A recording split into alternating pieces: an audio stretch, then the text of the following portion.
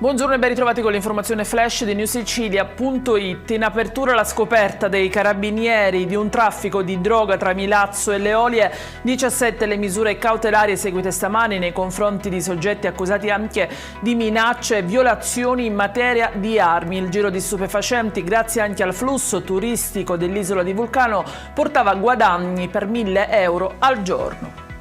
Operazione antidroga della Polizia di Stato anche nel Ragusano, dove è stata smantellata un'altra associazione dedita al traffico e allo spaccio di stupefacenti tra Comiso e Vittoria.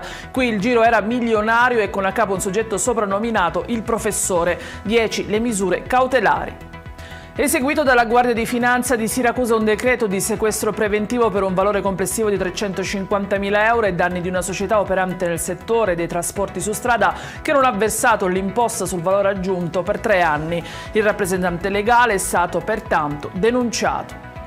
Maxi sequestro di articoli contraffatti e pericolosi a Palermo, oltre 145.000 prodotti finiti nelle mani della Finanza che ha operato controlli tra Partinico e Carini.